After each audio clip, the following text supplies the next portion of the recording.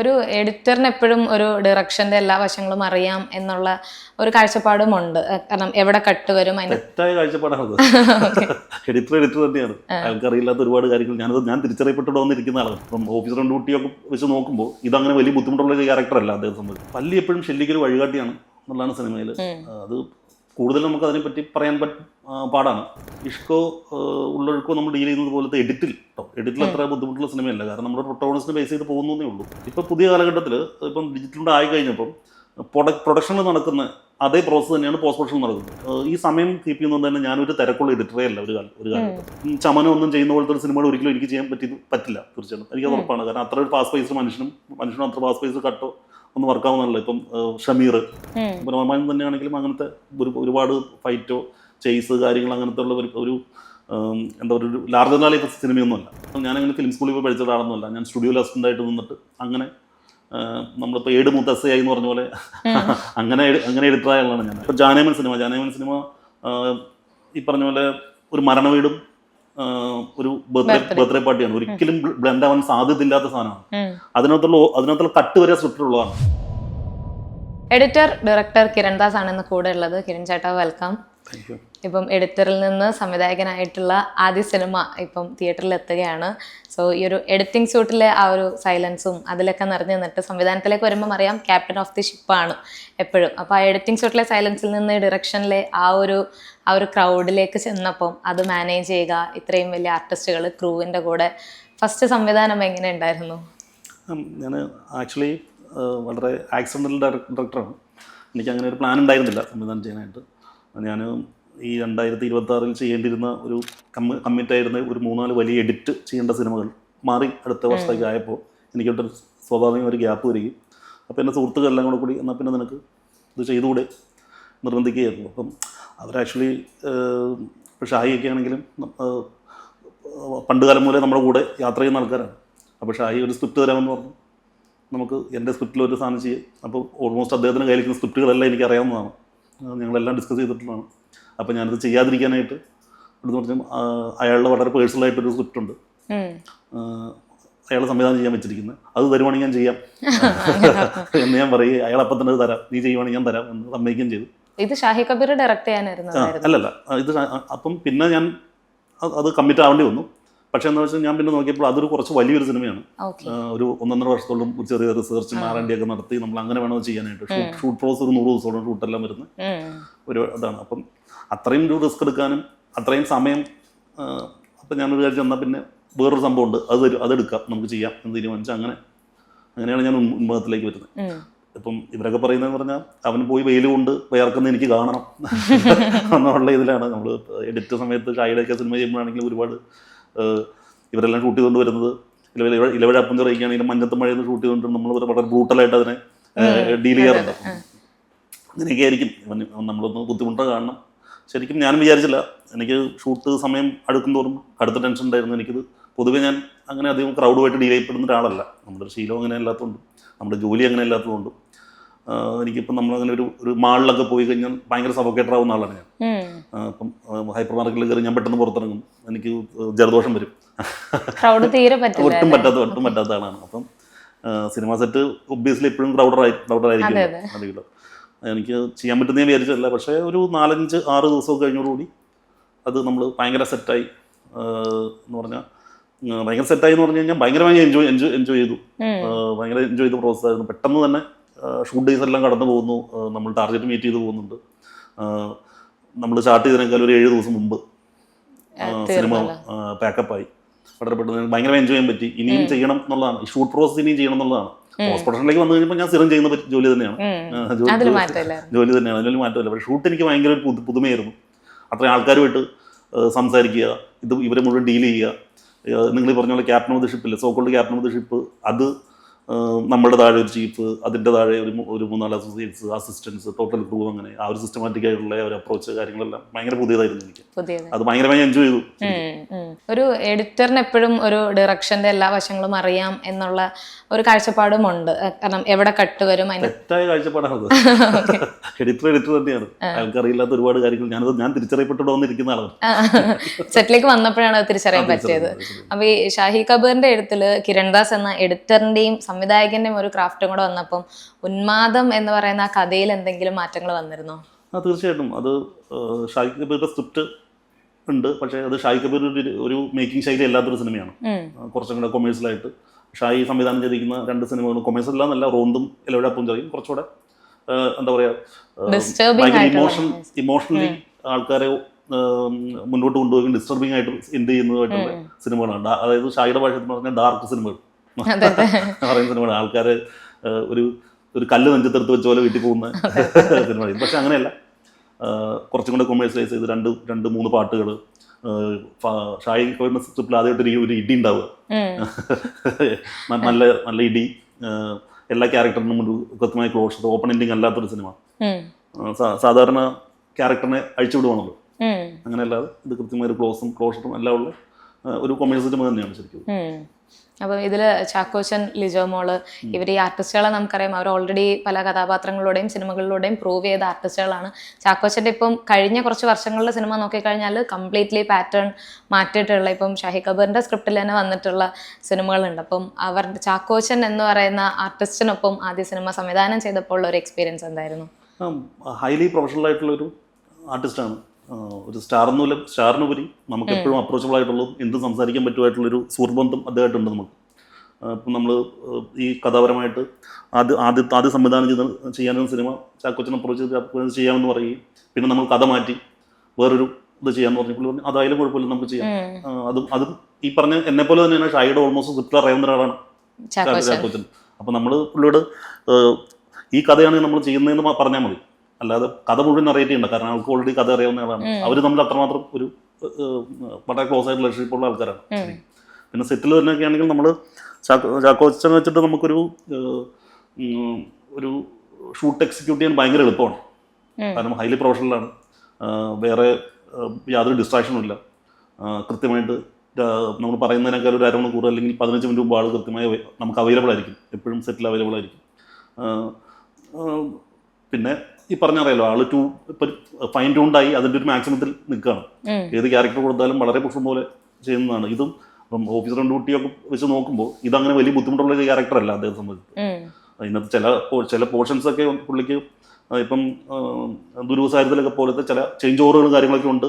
ഒരു വളരെ സാധാരണക്കാരനായിട്ടുള്ള വളരെ ഒരു ഫീമെയിൽ ഡോമിനേറ്റഡ് ഫാമിലിയിൽ ജീവിക്കുന്ന ഒരു പാവപ്പെട്ട കുടുംബസ്ഥനാണ് അദ്ദേഹം. ഷെല്ലി എന്ന കഥാപാത്രം വളരെ പെട്ടെന്ന് തന്നെ പുള്ളിക്ക് അഡാപ്റ്റ് ചെയ്യാൻ പറ്റി എന്നുള്ളതാണ്. ഇതിലെ ഷെല്ലിയെ പറ്റി പറയുമ്പം ഇതിന്റെ പ്രൊമോഷൻ ഇന്റർവ്യൂസിലും ഹൈലൈറ്റ് ചെയ്യപ്പെട്ട ഇതിന്റെ എല്ലാ പോസ്റ്ററിലും ഉള്ളതാണ് പല്ലി എന്ന് പറയുന്ന ഒരു എലമെന്റ്. ആ പല്ലിക്ക് ഒരു സൂപ്പർ നാച്ചുറൽ എലമെന്റ് ഒക്കെ കൊടുത്തിട്ടുള്ള ഒന്നാണെന്നാണ് ട്രെയിലറിലൂടെ നമുക്ക് മനസ്സിലാകുന്നത്. അപ്പം എന്താണ് ഈ ഷെല്ലിയും പല്ലിയും തമ്മിലുള്ള ഒരു കണക്ഷൻ എങ്ങനെയായിരിക്കും ബിൽഡ് ചെയ്യുക? പല്ലി എപ്പോഴും ഷെല്ലിക്ക് ഒരു വഴികാട്ടിയാണ് എന്നുള്ളതാണ് സിനിമയിൽ. അത് കൂടുതൽ നമുക്ക് അതിനെപ്പറ്റി പറയാൻ പാടാണ്. സൂപ്പർ നാച്ചുറൽ എലമെൻറ്റിനേക്കാൾ ഉപരി അതായത് ഒരു മിത്തിനെ ബേസ് ചെയ്തിട്ടാണ് സിനിമ പോകുന്നത്. ഒരു പോലീസ് സ്റ്റേഷനിൽ ഒരു ഹോണ്ടഡ് ആയിട്ടുള്ളൊരു ഫയല്, ആ ഫയലും പല്ലിയും തമ്മിലുള്ള ബന്ധം, അത് എങ്ങനെ ഇദ്ദേഹത്തിൻ്റെ ജീവിതത്തെ ബാധിക്കുന്നു എന്നുള്ളതാണ് നമ്മുടെ സിനിമ ടോട്ടലി പറഞ്ഞിരിക്കുന്നത്. ആ ഫയലുമായിട്ടുള്ള ഒരു റിലേഷൻഷിപ്പ് ഇയാൾ എത്തിക്കഴിയുമ്പോൾ ഇയാളുടെ ജീവിതം മുഴുവൻ മാറി മറിയുകയാണ്. അത് കൂടെ പല്ലിയുണ്ട്. കഥാർത്ഥത്തിൽ ഈ ഫയലിനും പല്ലിക്കും എല്ലാത്തിനും കൃത്യം ക്ലോഷർ ഉണ്ട് എന്നുള്ളതാണ് ഇപ്പോൾ പറയാൻ പറ്റുള്ളൂ. ഈ സൂപ്പർ നാച്ചുറൽ സിനിമകളുടെ ആണെങ്കിലും ഒരു ടോണൊക്കെ ഇപ്പം മാറി വരുന്ന ഒരു കാലം കൂടാണ്. ഇപ്പം പണ്ടത്തെ ഒരു ഹൊറർ സിനിമകൾ നോക്കിക്കഴിഞ്ഞാൽ അതിൽ നിന്നെല്ലാം മാറി ഇപ്പോൾ രോമാഞ്ചം എന്ന് പറയുന്ന സിനിമ നോക്കിക്കഴിഞ്ഞാൽ തന്നെ അതിൽ ഇത്രയും ഫൺ എലമെന്റ് ആഡ് ചെയ്തിട്ടുള്ള ഒരു ഫാന്റസി ഹൊറർ മൂവിയായിരുന്നു. ഈ ഫാന്റസി എലമെന്റ് സിനിമകൾക്ക് ഇപ്പോൾ ഉള്ളൊരു സ്കോപ്പ് എത്രത്തോളമാണ് കാണുന്നത്? പേടിപ്പിക്കുന്നതിന് ഉപരി ഒരു എന്താണ് ഒരു ക്വാളിറ്റി ഓഫ് മേക്കിംഗ് ഇപ്പോഴത്തെ കുറച്ച് നമ്മളുടെ ഈ ഫാന്റസി സിനിമകൾക്ക് ഉണ്ടായതായിട്ട് പുതുതായിട്ട് വന്ന ടെക്നിക്കൽ അപ്ഡേഷൻ കൊണ്ട് ഉണ്ടായിരിക്കുന്ന വളരെ അധികം എന്താ പറയുക സാങ്കേതിക പുതിയ സിനിമകൾക്ക് ഉണ്ടായിട്ടുണ്ട്. അതുകൊണ്ടാണ് ഇപ്പോൾ ആൾക്കാർക്ക് ആ ഒരു പുതിയ ടെക്നോളജി ഉപയോഗിച്ചിട്ടാണ് ആൾക്കാരെ ഭയപ്പെടുത്തുന്നത്. പണ്ടത്തെ പോലെ ജംസ്കാറോ അങ്ങനത്തെ കാര്യങ്ങളല്ല. നമുക്കിപ്പം ഒരു ഫ്രെയിം ഒരു പരിധി കൂടുതൽ വെച്ച് കഴിഞ്ഞാൽ നമ്മളൊരു ഇൻട്രോയ്ക്ക് മ്യൂസിക് ഇട്ട് കഴിഞ്ഞാൽ ആൾക്കാർ പേടിക്കും, എന്തോ വരാൻ പോകുന്നു എന്നുള്ളൊരു സാധനം. ആ ഒരു അടുത്തെന്താണ് സംഭവിക്കാൻ പോകുന്നത് ഒരു ഹൊറർ എലമെന്റ് തന്നെയാണ് ശരി. അത് തന്നെയാണ് പൊതുവെ ഇപ്പോൾ ആൾക്കാർ യൂസ് ചെയ്യുന്നതും എക്സ്പ്ലോർ ചെയ്യുന്നതും അത് തന്നെയാണ്. എഡിറ്റിംഗിലേക്ക് വരുമ്പം ഒരു സംവിധായകനും എഡിറ്ററും തമ്മിലുള്ള ഒരു ഡിഫറൻസ് ഉണ്ട്. ഇപ്പോഴത്തെ സിനിമകളിൽ ഇപ്പം എഡിറ്റർക്ക് അവരുടേതായിട്ടുള്ള ഒരു ഫ്രീഡം ഉണ്ട് എന്നുള്ളതുണ്ട്. അപ്പം ഇതിൽ സംവിധായകനായിട്ടും എഡിറ്ററായിട്ടും നിൽക്കുമ്പം അതിൻ്റെ ആ ഒരു ജഡ്ജ്മെന്റ് എങ്ങനെയാണ് കിട്ടാറുള്ളത്? അത് ഇച്ചിരി ബുദ്ധിമുട്ടുള്ള കാര്യമാണ്. അപ്പോൾ അതുകൊണ്ട് തന്നെ ഞാൻ ആദ്യം ഈ സിനിമ മറ്റ് എൻ്റെ സുഹൃത്തുക്കളെ കൊണ്ട് ആരെങ്കിലും ചെയ്യിപ്പിക്കാൻ തീരുമാനിക്കുകയായിരുന്നു. പക്ഷേ പിന്നെ ഞാൻ ആലോചിച്ചപ്പോൾ ചിലപ്പോൾ ഞാൻ ഈ ഒരു സിനിമയായിരിക്കും ചെയ്യുള്ളൂ. അപ്പോൾ അത് ഒരു ട്രഡീഷണൽ വേയിൽ ട്രൈ ചെയ്ത് നോക്കാം.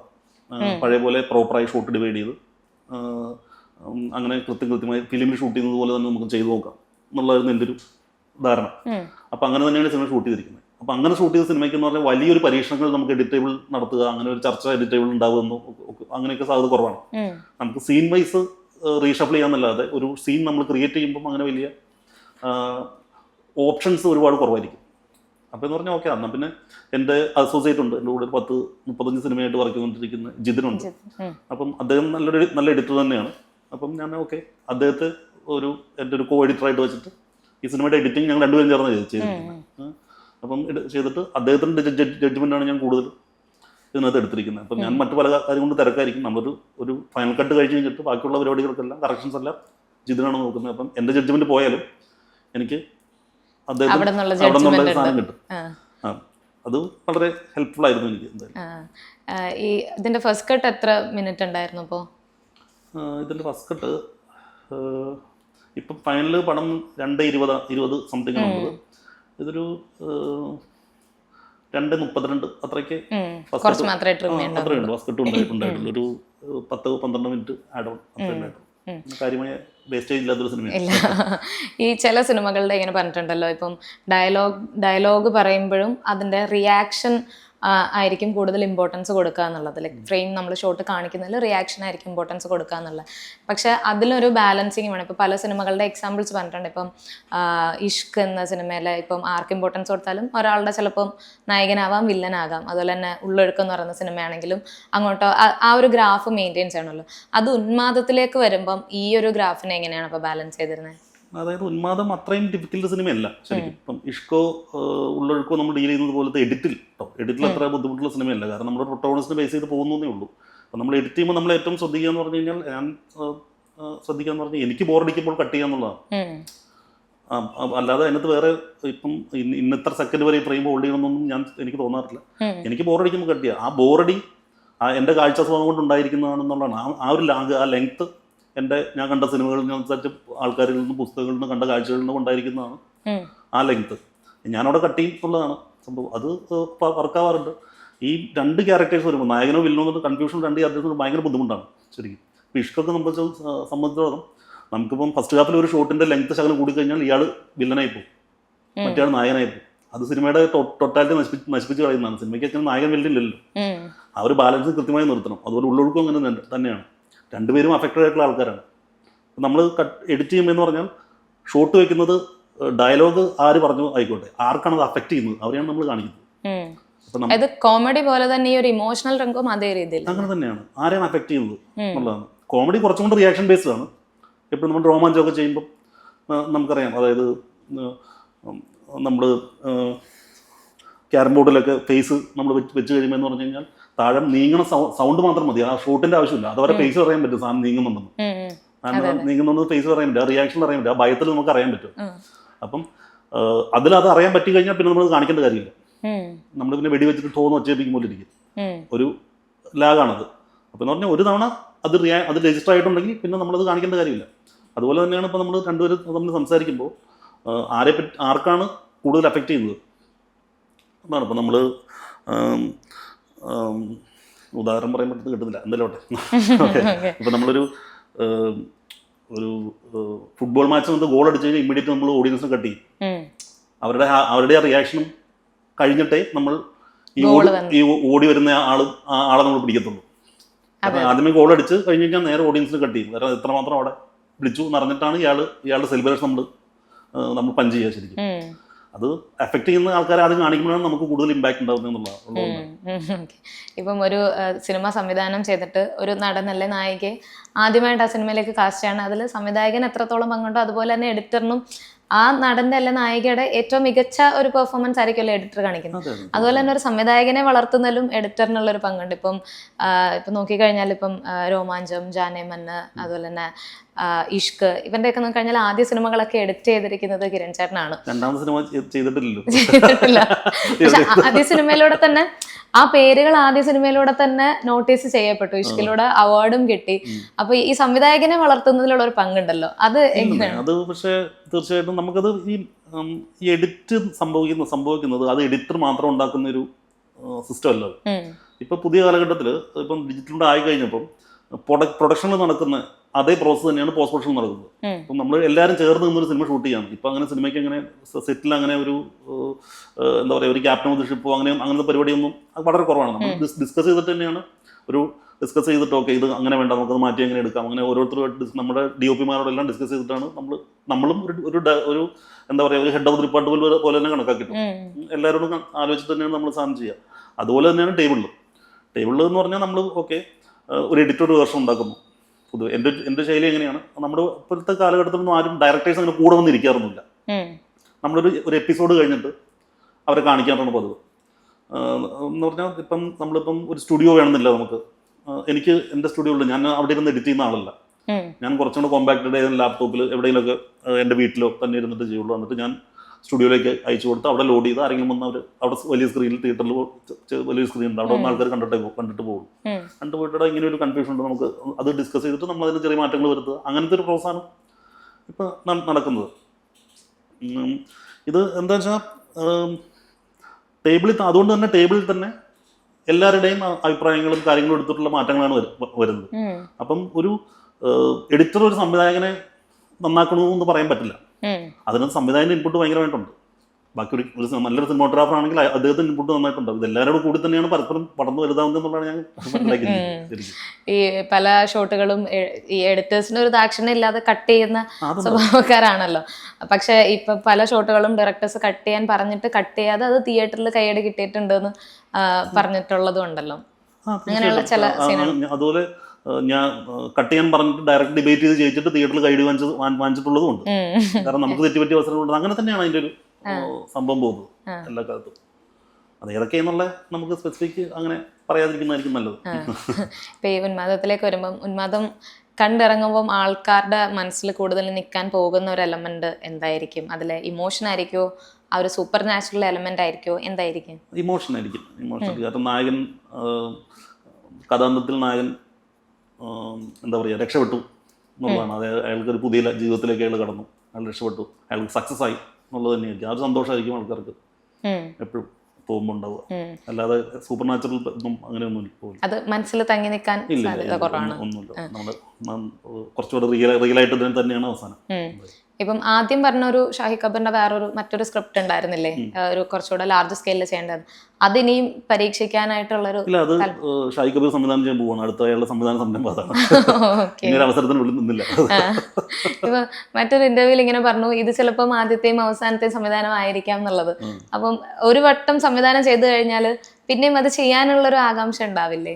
ആകാംക്ഷ ഉണ്ട്, ഇല്ലാന്നല്ല. ഞാനൊരു എഴുത്തുകാരല്ലാത്തതുകൊണ്ട് എനിക്ക് എപ്പോഴും ഒരു ഇന്നർ സർക്കിളിൽ വർക്ക് ചെയ്യാനായിട്ടാണ് താല്പര്യം.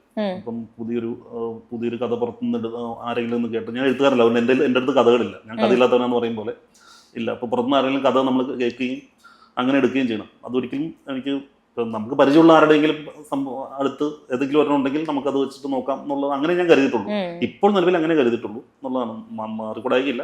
ഇനിയിപ്പോൾ എന്താ, ഈ വർഷം ഞാൻ 2-3 പടം എഡിറ്റ് ചെയ്യാനായിട്ട് കമ്മിറ്റ് ചെയ്ത സിനിമകളുണ്ട്. ഇപ്പം ഇമ്മീഡിയറ്റ് ആയിട്ട് തന്നെ തീർന്നു കഴിഞ്ഞാൽ തുടങ്ങുന്ന 2-3 പടങ്ങളുണ്ട്. അപ്പം അതെല്ലാം ഒന്ന് കഴിഞ്ഞിട്ട്, അല്ലെങ്കിൽ അതിൻ്റെ ഗ്യാപ്പിലൊക്കെ പതുക്കെ എന്താണെന്ന് പ്ലാൻ ചെയ്ത് നോക്കാം എന്നൊരു ആലോചനയുണ്ട്. ഇത് ഒരു അല്ലെങ്കിൽ ചിലപ്പോൾ നടക്കില്ലായിരിക്കും. മീൻസ് അങ്ങനെ ഒരു തീരുമാനമായിട്ടില്ല. എന്തായാലും എഡിറ്റ് തന്നെ മുന്നോട്ട് കൊണ്ടുപോകാനാണ് ഇപ്പോൾ ഉള്ള പ്ലാനിങ്. അപ്പൊ ഈ കിരൺദാസ് എന്ന എഡിറ്ററിന്റെ എങ്ങനെയാണ് ഒരു ദിവസം പോകാറുള്ളത്? ഇപ്പം യൂസ് ചെയ്യുന്ന ഇപ്പൊ അവിടിന്റെ ഒരു ഇത് കണ്ടിരുന്നു, ഇവിടെ അധികം ആരും യൂസ് ചെയ്യാത്ത ഒരു സോഫ്റ്റ്വെയർ ആണ്. അപ്പൊ എങ്ങനെയാണ് ഒരു ദിവസങ്ങളും ഈ സിനിമകളുടെ ഒരു ഷെഡ്യൂളൊക്കെ ബാലൻസ് ചെയ്യുന്ന രീതി എങ്ങനെയാണ്? ഞാൻ ഇച്ചിരി ഒരു ഏർലി റൈസറാണ്. ഞാനൊരു രാവിലെ ഒരു 4 മണി മുതൽ ഒരു 8-8 വരെ മാത്രം ജോലി എടുക്കുന്ന ഒരാളാണ്. രാവിലെ 8 വരെ. അത്രയും കാരണം നമ്മളൊരു ദിവസം നിങ്ങൾ ട്രൈ നോക്കി അറിയാം, നിങ്ങളൊരു ദിവസം രാവിലെ 10 മുതൽ 5 വരെ എടുക്കുന്ന ഒരു പ്രൊഡക്ടിവിറ്റി നിങ്ങൾക്ക് ആ സമയം കൊണ്ട് കിട്ടും. വേറെ നമുക്ക് ഭക്ഷണം കഴിക്കാൻ പോകണ്ട, ഫോൺ വരില്ല, വേറെ ഡിസ്ട്രാക്ഷൻ ഒന്നും ഇല്ല. ആ സമയത്ത് നമുക്ക് ക്ലീൻ ആയിട്ട് നമുക്ക് ഒരു 4-4.5 മണിക്കൂർ അല്ലെങ്കിൽ 5 മണിക്കൂർ നമുക്ക് കണ്ടിന്യൂസ് ആയിട്ട് കിട്ടും. നമ്മളൊരാൾ 10 മുതൽ 5 വരെയുള്ള 8 മണിക്കൂറിനേക്കാളും കൂടുതൽ പ്രൊഡക്ടിവിറ്റി ആ സമയത്ത് നമുക്ക് എന്തായാലും കിട്ടും.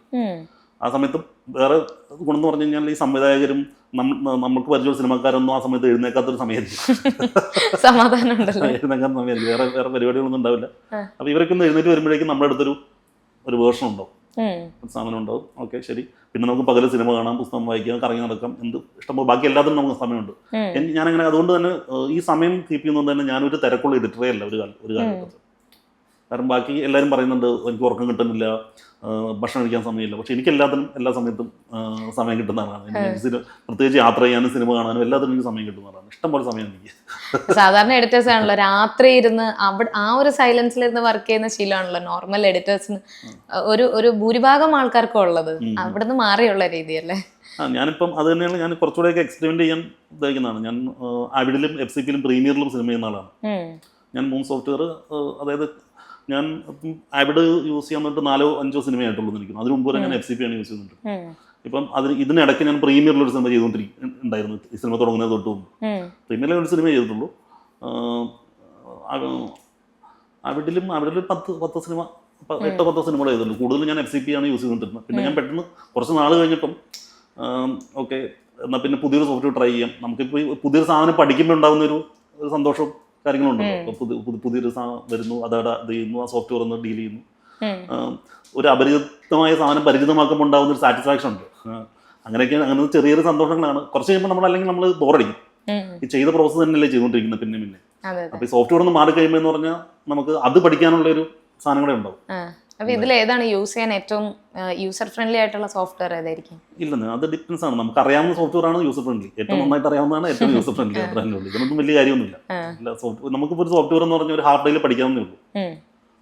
അത്രേ ഉള്ളൂ, ഹാഫ് ഡേയിൽ പഠിക്കാവുന്നേ ഉള്ളൂ. നമ്മൾ എഡിറ്റ് എന്ന് പറഞ്ഞു കഴിഞ്ഞാൽ നമ്മൾ വേറെ ബ്രോഡ്കാസ്റ്റ് വർക്ക് പോലെ അല്ലല്ലോ. നമ്മൾ ഫീച്ചർ ഫിലിം എഡിറ്റ് എന്ന് പറഞ്ഞാൽ നമ്മൾ ടൈം ലൈനിൽ കട്ട് മാത്രമേ ചെയ്യുന്നുള്ളൂ. നമ്മൾ കട്ട് ചെയ്യും. നമുക്ക് നല്ലൊരു അസോസിയേറ്റ് ഉണ്ടെങ്കിൽ അദ്ദേഹം ഈ സോഫ്റ്റ്വെയർ ആദ്യം പഠിച്ചിട്ട് ഇതെല്ലാം പ്രോപ്പറായി ഓർഗനൈസ് ചെയ്ത് ഒരു സീൻ ഓർഡറിൽ നമുക്ക് ഇട്ട് തരും.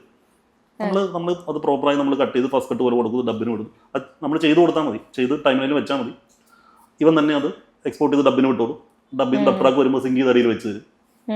നമ്മളത് ഓക്കെ പിന്നെ ഇരുന്നത് ഒന്നുകൂടെ 2-3 തവണ അത് സെറ്റ് ചെയ്യുന്നു. ആ ഒരു പ്രോസസ്സ് മാത്രമേ ഉള്ളൂ. അല്ലാതെ സാധാരണ ബ്രോഡ്കാസ്റ്റ് വർക്കിൽ ഈ ഒരു കുട്ടികളുടെ പാടുപെടുന്നത് പോലെ നമുക്കതിനകത്ത് കളർ കറക്റ്റ് ചെയ്യേണ്ട, അതിനകത്ത് ഓഡിയോ സിങ്ക് ചെയ്യേണ്ട, വേറെ യാതൊരു പരിപാടികളും നമുക്ക് അതിനകത്തില്ല. ഏറ്റവും സിമ്പിൾ പരിപാടിയാണ് അത്. നമ്മളൊരു ഹൈ റെസിലല്ല നമ്മൾ എഡിറ്റ് ചെയ്യുന്നത്. നമ്മളൊരു ഫുൾ HD ഫയലായിരിക്കും അതിനകത്ത് എഡിറ്റ് ചെയ്യുന്നത്. ഒരു 4K നമുക്ക് എഡിറ്റ് ചെയ്യേണ്ട, അതുകൊണ്ട് നമ്മുടെ മെഷീൻ ലാഗ് അടിക്കില്ല. ഫീച്ചർ ഫിലിമിന് അങ്ങനെ തന്നെയാണ്. അപ്പം ആൾക്കാർ ഇത് ഭയങ്കര കോംപ്ലിക്കേറ്റഡ് ആണെന്ന് വിചാരിക്കുന്നത്. ഭയങ്കര സിമ്പിൾ പരിപാടിയാണ്, പുറമെ കാണുന്നതേ ഉള്ളൂ. ഇപ്പൊ ഈ സ്പോട്ട് എഡിറ്റർ എന്ന് പറയുന്ന ഒരാൾ എപ്പോഴും സെറ്റിലാണ്. ഇപ്പൊ എല്ലാ സിനിമകളുടെയും ഭാഗമായിട്ടുണ്ടല്ലോ. പക്ഷേ സ്പോട്ട് എഡിറ്ററിന്റെ എഡിറ്റ് ഫൈനലിലേക്ക് എടുക്കുന്നില്ല എന്നുള്ളതും കേട്ടിട്ടുണ്ട്. അപ്പം ഒരു സിനിമയിൽ ഒരു സ്പോട്ട് എഡിറ്ററിന്റെ റോൾ എന്താ ഇപ്പൊ ശരിക്കും? ഒരു നല്ലൊരു അസിസ്റ്റന്റ് ഡയറക്ടറായിട്ട്, ഇപ്പം കുറച്ചുകൂടെ ടെക്നോളജിക്കലി അഡ്വാൻസ്ഡ് ആയിട്ടൊരു അസിസ്റ്റന്റ് ഡയറക്ടറായിട്ടായിരിക്കും സ്പോട്ട് എഡിറ്റ് വർക്ക് ചെയ്യുക. എൻ്റെ ഒരു കാഴ്ചപ്പാട് അങ്ങനെയാണ്. ബാക്കി എല്ലാവരും അങ്ങനെയായിരിക്കും എടുക്കുക. ഒരു ഡയറക്ടേഴ്സ് വിഷൻ വർക്കാവുകയും എങ്ങനെയാണ് കാണുന്നത്, അയാൾ എടുക്കുന്ന ഷോട്ടുകൾ സംവിധായകൻ ഉദ്ദേശിച്ച പോലത്തെ ഒരു കട്ട് ഉണ്ടാക്കുക. പിന്നെ നമുക്ക് കണ്ടിന്യൂറ്റി ചെക്ക് ചെയ്യാം. പണ്ട് കാലത്തെല്ലാം ഈ ആക്ഷൻ കണ്ടിന്യൂറ്റി കോസ്റ്റ്യൂം കണ്ടിന്യൂറ്റി പേപ്പറിൽ എഴുതി സൂക്ഷിക്കുകയായിരുന്നു. ഇപ്പം അങ്ങനെയല്ല. നമുക്കിപ്പം ഇന്ന ദിവസം ഇന്ന സീനാണ് എടുക്കുന്നതെന്ന് പറഞ്ഞാൽ രാവിലെ വന്നിട്ട് കോസ്റ്റ്യൂം ഇടാൻ നേരത്ത് ആ സീനിൻ്റെ പ്രീവിയസ് ചെക്ക് ചെയ്ത് കഴിഞ്ഞാൽ നമുക്ക് അതിന് കണ്ടിന്യൂറ്റി കിട്ടും. മൊബൈലിൽ ഫോട്ടോ എടുത്ത് പോയി കഴിഞ്ഞാൽ കൃത്യം കോസ്റ്റ്യൂം ആയിരിക്കും, കാര്യങ്ങളെല്ലാം തെറ്റില്ല. കുറച്ചും കൂടെ ഒരു കറക്റ്റ് ചെയ്ത് നമുക്ക് യൂസ് ചെയ്യാൻ പറ്റും അത്. പിന്നെന്ന് വെച്ച് കഴിഞ്ഞാൽ ഇത് വർക്കാവുന്ന ഡയറക്ടറുടെ വിഷൻ വർക്കാവുന്നുണ്ടെന്ന് അയാൾക്ക് ചെക്ക് ചെയ്യാം. പക്ഷേ നമ്മൾ ഹയർ ചെയ്ത് അതിനായിട്ടല്ല, നമ്മുടെ നെറേറ്റീവ് ഉണ്ടാക്കാൻ വേണ്ടിയിട്ടാണ്. സ്പോട്ട് എഡിറ്റിംഗിന് യൂസ് ചെയ്യുന്ന വിഷ്വൽസ് ഇവിടെ എഡിറ്റിംഗിൽ ഫൈനൽ എഡിറ്റിൽ നോക്കാറില്ല. ഇല്ല, ഒരിക്കലും ഇല്ല. നമ്മളത് വേറെ നല്ല ഒരു അതിന്റെ പുറത്തൊരു ജഡ്ജ്മെന്റ് നമുക്ക് ഉണ്ടാവുണ്ടല്ലോ. അത് ചിലപ്പോൾ നമ്മളെക്കാൾ നല്ല എഡിറ്റ് ആയിരിക്കും, കാര്യങ്ങളായിരിക്കും. അത് പക്ഷേ അതവിടെ നിൽക്കട്ടെ, നമുക്ക് നമ്മളേതായ ഒരു വേഷം ഉണ്ടാക്കാം എന്നുള്ളതാണ് നമ്മൾ വിചാരിക്കുക. നമ്മുടെ ഒരു വേഷം ഉണ്ടാക്കുന്നു. അപ്പം എപ്പോഴും നമ്മുടെ ഒരു വേർഷന് വേണ്ടിയിട്ടാണ് നമ്മുടെ ഒരാൾ ഹയർ ചെയ്യാന്ന് പറഞ്ഞപ്പോൾ ഡയറക്ടർ നമ്മുടെ ആദ്യത്തെ ബ്രില്യൻസ് എന്ന് പറഞ്ഞു കഴിഞ്ഞാൽ നമ്മുടെ ജോണറിന് സിനിമയ്ക്ക് ആവശ്യമുള്ള കൃത്യമായി ക്രൂവിനെ ഹയർ ചെയ്യുക എന്നുള്ളതാണല്ലോ. ഇന്ന മ്യൂസീഷ്യൻ നമുക്ക് മുജീബ്, നമ്മൾ കുറച്ച് ഇങ്ങനത്തെ മൂടുള്ള സിനിമയാണ്. മുജീബാണെങ്കിൽ കുറച്ചുകൂടെ രസമായിരിക്കും. ഇപ്പം നമ്മൾ അർജുൻ സേതുവിന് നമ്മൾ കാസ്റ്റ് ചെയ്യുന്നു. അതുപോലെ ഓഡിയോഗ്രാഫർ ജിതിൻ, അങ്ങനെ നമ്മൾ കൃത്യമായിട്ട് ക്രൂ ചൂസ് ചെയ്യാന്നുള്ളതാണ്. അപ്പോൾ ഒരു ഡയറക്ടർ എന്നെ ഹയർ ചെയ്യുന്നതും അങ്ങനെ തന്നെയാണ്. എൻ്റെ മുൻകാല സിനിമകളും എന്നെ അറിയാവുന്നതുകൊണ്ട് ഇവനെ വെച്ച് ഇങ്ങനത്തെ ഒരു സാധനമായിരിക്കും കിട്ടുക എന്നുള്ളതായിരിക്കും. ചിലപ്പോൾ ഒരു ചമനം ഒന്നും ചെയ്യുന്ന പോലത്തെ ഒരു സിനിമകൾ ഒരിക്കലും എനിക്ക് ചെയ്യാൻ പറ്റില്ല തീർച്ചയായിട്ടും. എനിക്കത് ഉറപ്പാണ്. കാരണം അത്ര ഒരു ഫാസ്റ്റ് പേസ് മനുഷ്യനും അത്ര ഫാസ്റ്റ് പേസ് കട്ടോ ഒന്നും വർക്കാവുന്നതല്ല. ഇപ്പം ഷമീർ ഒക്കെ ആണെങ്കിലും അങ്ങനെ ഒരു ബിഗ് ഗംസിന്റെ സിനിമകൾ ചെയ്യുന്ന, സ്റ്റാർ സിനിമകൾ ചെയ്യുന്ന ഒരു അങ്ങനത്തെ ഒരു മെറ്റീരിയൽ അല്ല ഞാൻ. കുറച്ചും കൂടെ സ്റ്റോറി ഡ്രിവൺ രീതിയിൽ ട്രൈ ചെയ്യുന്ന ആളാണ്. അപ്പൊ അങ്ങനെ സിനിമകൾക്ക് എന്നെ വിളിക്കുള്ളൂ. അപ്പൊ എന്നെ അവർ പ്രതീക്ഷിക്കുന്നതും അങ്ങനത്തെ നെറേറ്റീവാണ്. ഞാൻ വിചാരിച്ചത് അങ്ങനത്തെ ഒരു സ്ലോ പേസ്ഡ് അല്ല ഒരു മീഡിയം പേസ് വരുന്നത് ചൂസ് ചെയ്യുന്നതായിരിക്കും എന്നാണ്. അങ്ങനെയല്ല. അപ്പോൾ അതായത് ഈ സിനിമകളുടെ ആ ഒരു പേസ് സ്ക്രിപ്റ്റ് കേൾക്കുമ്പോൾ മനസ്സിലാകുമല്ലോ സിനിമയുടെ ഒരു പേസ് ഇതായിരിക്കും. അല്ലല്ല, അത് ആക്ച്വലി നമ്മൾ ചൂസ് ചെയ്യുന്നതല്ല, നമ്മളെ ചൂസ് ചെയ്യുന്നത്. ഞാൻ ഇടയ്ക്ക് അതുകൊണ്ടാണ് മനഃപൂർവ്വം ജാനേമൻ ഒക്കെ നമുക്ക് ഒന്ന് ജോണർ മാറ്റി ഒന്ന് ട്രൈ നോക്കാം. രോമാഞ്ചം, ഇഷ്ക്, ജോസഫ്, ഇങ്ങനത്തെ സിനിമകളെല്ലാം ഞാൻ എനിക്ക് ഇതൊന്നും അത്യാവശ്യം ഇങ്ങനത്തെ സ്ലോ പേസ് സിനിമകളല്ല. ഞാനൊന്ന് മാറ്റി ജോണർ ട്രൈ നോക്കിയ സിനിമകളാണ്. എല്ലാ സിനിമകളും വർക്കായിരുന്നു, വേറെ കുഴപ്പമൊന്നും ഉണ്ടായില്ല. പക്ഷെ ഒട്ടും ഫ്ലാഷ് ചെയ്യായിരുന്നില്ല ഈ സിനിമകളൊന്നും. ഇപ്പോൾ രോമാഞ്ചം തന്നെയാണെങ്കിലും അങ്ങനത്തെ ഒരുപാട് ഫൈറ്റോ ചേസ് കാര്യങ്ങൾ അങ്ങനത്തെ ഉള്ള ഒരു എന്താ ഒരു ലാർജർ ദാൻ ലൈഫ് സിനിമയൊന്നുമല്ല. ഇപ്പം പായാം ഗെയിമൊക്കെ കണ്ടാൽ നമുക്ക് മനസ്സിലാവും. അപ്പോൾ അങ്ങനത്തെ എന്താ പറയുക, കുറച്ചും കൂടെ ഒരു സാധാരണ സിനിമകൾ ചെയ്യുന്ന നോർമൽ പേസ്ഡ് പോകുന്ന സിനിമകളല്ലേ. ഇപ്പൊ ഈ നേരത്തെ ഈ ബോറടിയുടെ കാര്യം പറഞ്ഞല്ലോ. ഇപ്പം നേരത്തെ വേറെ ഒരു ഇതിൽ വായിച്ചതാണ്, ഈ ബോറടി മാറ്റാനായിട്ട് 2 സിനിമകൾ ഒരേ സമയം എഡിറ്റ് ചെയ്യുന്ന രീതി. ഈ റോഷാക്ക് പക്ഷെ അത് ആ സിനിമകൾ നമ്മൾ കമ്പയർ ചെയ്താൽ തന്നെ ഇപ്പൊ റോഷാക്ക് ഒരു സൈഡിൽ ഉള്ളൊഴുക്ക് ഒരു സൈഡില്, രണ്ടും 2 എക്സ്ട്രീം നിൽക്കുന്ന സിനിമകളാണ്. അതെ, അതും 2 എക്സ്ട്രീം നിൽക്കുന്നത്. അപ്പൊ ഈ 2 എക്സ്ട്രീമിലുള്ള സിനിമകൾ എങ്ങനെ ബാലൻസ്? ഇപ്പം ഞാൻ വിശ്വസിക്കുന്നതാണ് നമ്മൾ ആ സിനിമയിലോട്ട് ഇറങ്ങി കുറച്ചാൾ അതിലിങ്ങനെ ജീവിക്കും എന്നുള്ള രീതിയിലാണ് ഞാൻ വിശ്വസിക്കുന്നത്. ഇപ്പൊ ഒരേ ടൈം ഈ 2 ടൈം ലൈനിൽ ഇപ്പൊ ജീവിക്കേണ്ട വരില്ലേ? അതെങ്ങനെ ബാലൻസ് ചെയ്യും? ഇതെല്ലാം ഭയങ്കര എൻ്റെ മാത്രം വേർഷനാണ് ഞാൻ മനസ്സിലാക്കിയിരിക്കുന്നത്. ഞാനങ്ങനെ ഫിലിം സ്കൂളിൽ പോയി പഠിച്ച ഒരാളൊന്നുമല്ല. ഞാൻ സ്റ്റുഡിയോയിൽ അസിസ്റ്റൻ്റായിട്ട് നിന്നിട്ട് അങ്ങനെ നമ്മളിപ്പോൾ ഏട് മുത്തസ്സയായി എന്ന് പറഞ്ഞ പോലെ അങ്ങനെ എഡിറ്ററായ ആളാണ് ഞാൻ. അങ്ങനെ അപ്പോൾ എനിക്ക് തോന്നിയിരിക്കുന്നതെന്ന് പറഞ്ഞാൽ സിനിമ പൊതുവെ കുറച്ച് നല്ല ടെക്നീഷ്യന്മാർ ചേർന്ന് ഉണ്ടാക്കുന്ന ഒരു ടെക്നിക്കൽ ഐറ്റമാണ്. അപ്പം നമുക്ക് ഇമോഷൻ ഉണ്ടാക്കുന്നത് ടെക്നിക്കലായിട്ടാണ് നമ്മൾ ഇമോഷൻ ഉണ്ടാക്കുന്നത്. എല്ലാം എന്താ പറയുക, എല്ലാം സിനിമ ടെക്നിക്കാണ്. ശരിക്കും ഇമോഷൻ ഉണ്ടാക്കുന്നു, സന്തോഷം ഉണ്ടാക്കുന്നു, സങ്കടം ഉണ്ടാക്കുന്നു. നമുക്ക് ഈ സാറ്റിസ്ഫാക്ഷൻ ഇപ്പോൾ നമ്മളിപ്പം ഒരു 10-600 പേരോട് ഈ സമയത്ത് നിങ്ങൾ ചിരിക്കണമെന്ന് പറയാണ്. അപ്പോൾ ആ 600 പേര് നമ്മളനുസരിച്ച് ചിരിക്കുകയാണ്. അപ്പം നമുക്ക് കിട്ടുന്നതാണ് സാറ്റിസ്ഫാക്ഷൻ എന്ന് കരുതിയിരിക്കുന്നത്. തിയേറ്ററിൽ ചെന്നിരിക്കുമ്പോൾ അത് വർക്കാണ്. നമ്മളത് അവർക്ക് അത് ഇമോട്ട് ചെയ്യാനായിട്ടാണ്, അവർക്ക് ഈ ഇമോഷൻ വേണ്ടിയിട്ടാണ്, അവർക്ക് ഭയത്തിന് വേണ്ടിയിട്ടാണ് നമ്മൾ സാധനം ചെയ്തിരിക്കുന്നത്. അത് ഭയപ്പെടുകയാണ് നമ്മുടെ സാധനം. അത് ഭയപ്പെടാനായിട്ട് നമ്മൾ ഉപയോഗിക്കുന്നതെന്ന് പറഞ്ഞു കഴിഞ്ഞാൽ ചിലപ്പോൾ ലോങ് ടേക്സ് അല്ലെങ്കിൽ ജംസ്കാർ, ഇതെല്ലാം ടെക്നിക്കുകളാണ്. സൗണ്ടിന് സപ്പോർട്ട്, സൗണ്ട് എഫക്ട്സ്, ചിലപ്പോൾ മ്യൂസിക് കിട്ടി ഇത് ആംബിയൻസ് മാത്രം നമുക്ക് കൊടുക്കാം. ഓക്കേടാ, നമുക്ക് ഇവിടെ മ്യൂസിക് കൊടുക്കണ്ട, കാറ്റിന് സൗണ്ട് മാത്രം കൊടുത്ത് ആൾക്കാരെ പേടിപ്പിക്കാം. ഇതൊന്നും ഓർഗാനിക്കലി സംഭവിക്കുന്നതല്ലോ. ഇതെല്ലാം ടെക്നിക്കാണ് ശരിക്കും. അങ്ങനെയാണ് ഇത് ചെയ്യുന്നതെന്നാണ് ഞാൻ വിചാരിക്കുന്നത്. അപ്പം അങ്ങനെ നമ്മൾ ചെയ്യുമ്പോൾ എന്ന് പറഞ്ഞാൽ നമുക്ക് അതിനോട് അങ്ങനെ ഇമോഷണലി വലിയ അറ്റാച്ച്മെന്റ് ഉണ്ടാവുമെന്ന് എനിക്കറിയില്ല. എനിക്കുണ്ടായിട്ടില്ല എന്തായാലും. അതുകൊണ്ട് തന്നെ നമുക്ക് ഇത് ചെയ്യുമ്പോൾ എന്ന് പറഞ്ഞു കഴിഞ്ഞാൽ ഈ ക്യാരക്ടറിന്റെ ഉള്ളിലേക്ക് നമ്മൾ കടന്നു പോകും. കുറച്ച് കഴിയുമ്പോൾ എന്ന് പറഞ്ഞാൽ ഇത് തന്നെ ചെയ്തിട്ട് നമ്മുടെ ജഡ്ജ്മെന്റ് മിസ്സായി പോകുന്ന അവസ്ഥയിലേക്ക് എത്തും. അപ്പം വേറൊരു പടം ചെയ്യാം. അത് ചെയ്തിട്ട് കുറച്ച് ദിവസം അത് ചെയ്തിട്ട് അല്ലെങ്കിൽ കുറച്ച് മണിക്കൂർ അത് ചെയ്തിട്ട് തിരിച്ചു വന്നാൽ തന്നെ നമ്മൾ ഒന്നും പ്രിപ്പറേഷൻ ആയിരിക്കും. അങ്ങനെ എനിക്ക് തോന്നുന്നു ഫ്രഷ് സ്റ്റാർട്ട് കിട്ടും. ഓക്കെ. ഇപ്പം ഈ പല സംവിധായകരുടെ കാര്യം നമ്മൾ നേരത്തെ പറഞ്ഞല്ലോ.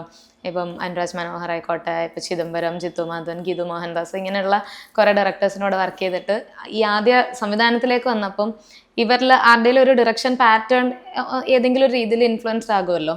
അപ്പോൾ അങ്ങനെ ഇവരുടെ ആരുടെ ഒരു മേക്കിംഗ് സ്റ്റൈലായിരിക്കും കൂടുതൽ ഇൻഫ്ലുവൻസ് ചെയ്തിട്ടുള്ളത്? ഇല്ല, എനിക്ക് അങ്ങനത്തെ കൂടുതൽ ഏറ്റവും എനിക്കും വർക്കായിരിക്കുന്നത് എന്ന് പറഞ്ഞു കഴിഞ്ഞാൽ ചിദംബരത്തിൻ്റെ ചിദംബരത്തിൻ്റെ മേക്കിംഗ് ശൈലി നമ്മൾ അങ്ങനെ ചെയ്യാൻ ശ്രമിച്ചൊന്നുമില്ല. അതെനിക്ക് ഭയങ്കര ഇഷ്ടമാണ്. ആ ഒരു പേസും ആ ഒരു മൂഡും ഒരു മൂഡ് ക്രിയേഷൻ ഉണ്ടല്ലോ, അതെനിക്ക് ഭയങ്കര വർക്കാണ് ചിദംബരത്തിൻ്റെ. ചിദംബരത്തിൻ്റെ ഇപ്പം ജാനേമൻ സിനിമ ഈ പറഞ്ഞ പോലെ ഒരു മരണവീടും ഒരു ബർത്ത്ഡേ പാർട്ടിയാണ്. ഒരിക്കലും ബ്ലെൻഡ് ആവാൻ സാധ്യതയില്ലാത്ത സാധനമാണ്. അതിനകത്തുള്ള കട്ട് വരെ സ്ക്രിപ്റ്റിലുള്ളതാണ്. അപ്പൊ ഞാൻ ഒരുപാട് സ്ക്രിപ്റ്റ് വായിച്ചിട്ടുണ്ട്. ആദ്യമായിട്ടാണ് ഞാൻ ജാനേമന്റെ സ്ക്രിപ്റ്റിലാണ് ഫസ്റ്റ് പേജിൽ എനിക്ക് തന്ന സ്ക്രിപ്റ്റിനകത്ത് ക്യാരക്ടർ, അവരുടെ പ്രായം, അവർ വിചാരിക്കുന്ന ആർട്ടിസ്റ്റ് എന്ന് എഴുതിയിട്ടുണ്ട്. അപ്പോൾ നമ്മൾ സ്ക്രിപ്റ്റ് വായിക്കുന്നത് എളുപ്പമാണ്. പൊതുവെ അത് ഉണ്ടാവാറില്ല. ഇപ്പോൾ ഒരാളുടെ പേര് പറഞ്ഞിട്ട് തുടങ്ങുള്ളൂ, ഇയാൾ ഏത് പ്രായത്തിലുള്ള ആളാണെന്നൊക്കെ നമുക്ക് സ്ക്രിപ്റ്റ് വായിക്കുമ്പോൾ നമുക്ക് ഭയങ്കര ബുദ്ധിമുട്ടാണ്. ജാനമനാണ് ഞാൻ ആദ്യമായിട്ട് അങ്ങനെ വായിക്കുന്നത്. ഓക്കെ, നമുക്ക് അർജുൻ അശ്വനായിട്ട് അങ്ങ് കണ്ടു വായിക്കാൻ പറ്റും. ഓൾറെഡി ആ ഇമേജ് ഉണ്ട്, ഓൾറെഡി ആ ഇമേജ് സ്ക്രിപ്റ്റ് തന്നെ എഴുതിയിട്ടുണ്ട്. അത് അതിനകത്തുള്ള അങ്ങോട്ടും ഇങ്ങോട്ടുള്ള ഓരോ കട്ടും ആ സ്ക്രിപ്റ്റിൽ എഴുതിയിരിക്കുന്നതാണ്. എക്സാക്ട്ലി. അത് നമ്മൾ എഡിറ്റേബിൾ ഉണ്ടാക്കുന്ന കട്ടല്ല, അത് ശരിക്കും ഷൂട്ട് അങ്ങനെയാണ് ഷൂട്ട് ചെയ്തിരിക്കുന്നത്. അപ്പം എന്ന് പറഞ്ഞാൽ അത് നമ്മൾ കട്ട് ചെയ്ത് വരുമ്പോൾ അങ്ങനെയാണ് വരത്തുള്ളൂ എന്തായാലും. ഇപ്പം അത് കഴിഞ്ഞിട്ട് നേരെ മഞ്ഞുമൽ ബോയ്സിലേക്ക് വരുവാണ്. അപ്പം നമ്മൾ ആലോചിക്കും, ഓക്കെ, ഈ ഡയസിന് വേണ്ടിയിട്ടായിരിക്കും അദ്ദേഹം ജാനേമൻ ചെയ്തത്. അതായത് ജാനേമൻ ചെയ്ത് ഈ ഡയസ് ഉണ്ടാക്കിയിട്ട് അതിനെ തീർന്ന് സംസാരിക്കാമെന്ന് വിചാരിച്ചിട്ടായിരിക്കും പുള്ളി ജാനേമൻ ചെയ്തത്. അങ്ങനെ ആണ്. ഇപ്പം ജിത്തുവിനെ നോക്കിയാൽ അറിയാം, രോമാഞ്ചവും ആവേശവും സ്കെയിൽ ഭയങ്കരമായിട്ട് വ്യത്യാസം വരുവാണ്. അപ്പോൾ ആദ്യത്തെ സിനിമയിൽ നിന്നൊരു എത്രയോ ഇരട്ടി സ്കെയിലാണ് രണ്ടാമത്തെ സിനിമയിലേക്ക് കടന്നു പോകുന്നത്. എന്ന് പറഞ്ഞാൽ അതും സെയിം ജോണറാണെന്നല്ലോ നമ്മൾ പറയുന്നത്. ഈ ശൈലി തന്നെ വ്യത്യാസപ്പെടുത്തുവാണ്. ഉന്മാദം ഇപ്പൊ നാളെ തിയേറ്ററിൽ എത്താണ്. എന്താണ് പ്രേക്ഷകരോട് ആദ്യ സംവിധാനം എന്നുള്ള രീതിയിൽ എന്ത് പ്രേക്ഷകരോട് പറയുന്നു? എല്ലാവരും തിയേറ്ററിലേക്ക് വരിക, സന്തോഷമായി കണ്ടിറങ്ങി പോകാൻ പറ്റുന്നൊരു സിനിമയായിരിക്കും. ആരെയും നിരാശപ്പെടുത്താനുള്ള ഒരു അവസ്ഥ കാണുന്നില്ല. ഞങ്ങളെല്ലാവരും മാക്സിമം നോക്കിയിട്ടുണ്ട്. വന്ന് കണ്ടാൽ സന്തോഷം. നല്ലതാണെങ്കിലും ചീത്തയാണെങ്കിലും അഭിപ്രായങ്ങൾ സ്വീകരിക്കുന്നതായിരിക്കും. അപ്പോൾ എന്തായാലും thank you so much. Cinema വലിയൊരു വിജയമാവട്ടെ, ആദ്യ സംവിധാനം വലിയ വിജയമാവട്ടെ. എഡിറ്റർ കിരൺദാസിനെ ഇനിയും നമ്മൾ ഇതുപോലെ തന്നെ ഒരുപാട് നല്ല സിനിമകളുടെ ഭാഗമായിട്ട് തന്നെ കാണാനായിട്ട് ആഗ്രഹിക്കുന്നുണ്ട്. അപ്പോൾ എല്ലാവിധ ആശംസകളും. Thank you so much and all the best. കുറച്ചുകൂടെ എക്സ്പീരിയൻസ് ആയിട്ട് വന്നിട്ട് കുറച്ചുകൂടെ നല്ല കാര്യങ്ങൾ പറയാം. Thank you. ഓക്കെ.